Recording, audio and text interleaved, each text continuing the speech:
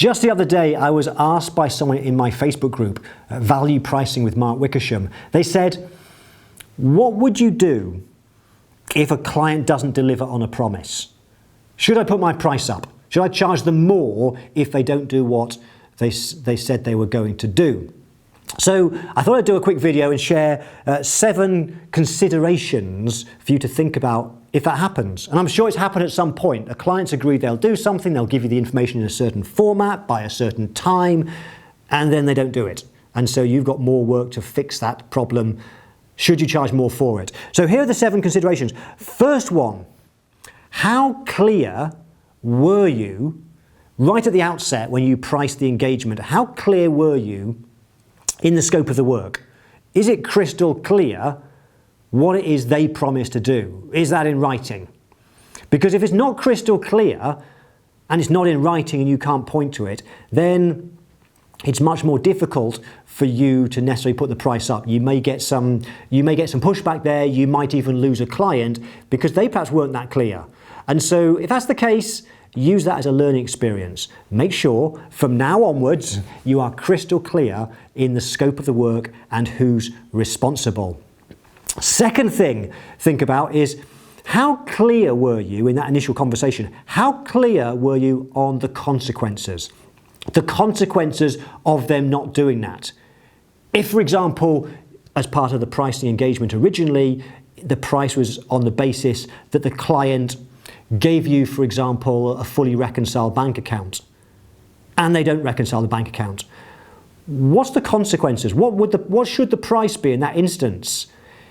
If you were really clear on that and gave some examples, it's much easier then to explain the price has to change.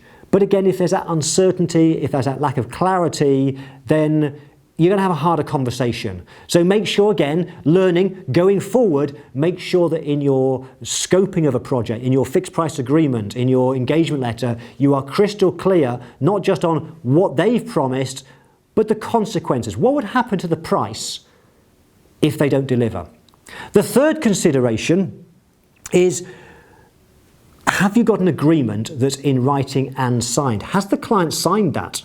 And they should do. You should have a signed engagement letter and probably a second signed fixed price agreement to the extent that you don't build the pricing into your engagement letter. It needs to be signed. If it's not, again, learn from that. Make sure every single time the client is signing and that they've agreed to their responsibilities. Number 4. So if you've done those things, if there is complete clarity in the engagement, should you increase your price? The answer is yes, you should. Why not? If you've been really clear on what the client would do, how much the price would change if they don't deliver, if they don't do what they promise, and they've signed that, then absolutely you should change the price. However, some more considerations. So number 5, consider first though, can you give advance notice? And the reason I say that is that with any piece of bad news, like a price rise, the greater the notice, the more into the future that bad news will take effect, the less pain people feel. If you say to the client, we need to put your price up and you need to pay us an extra $500 tomorrow, that's a lot of pain. If you say, we need to put the price up, but we're going to wait 30 days, you'll need to pay us an extra $500 in 30 days, because that's further into the future, there's a feeling of less pain and therefore you'll get less pushback on that. So think about whether or not there's opportunity to give some advance notice. Next idea, next consideration, give the client a choice. Give them a choice. So as part of that advance notice, you might say something like this. When we gave you a price for the engagement, you said that you would do this. I noticed that you haven't, and so we need to put the price up. However, if you want, we can send the information back. You can correct it if you want. If you correct it, then we'll stick with the existing price.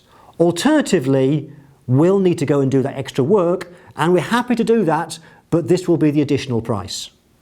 So what you're doing is you're giving a choice. The client can either do what they said they were going to do, or they just agree to pay you more. The client's got a choice.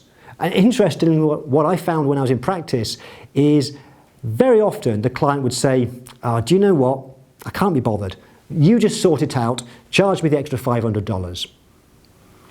Finally, if you're not going to charge, and that might be the issue, it might be that the promise they've not delivered on is not a big issue.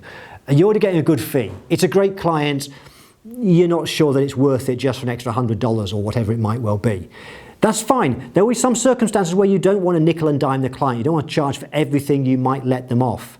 But if you do that, get the brownie points.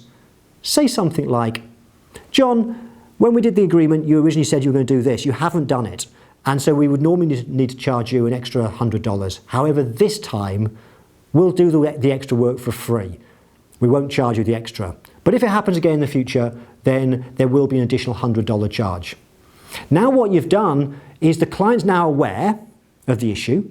Because you've quantified it, they're now seeing value in what you're going to do for them for free. So they love you for that. And because you've used the words this time, that implies that, okay, that's this time, but next time they don't deliver, you will charge.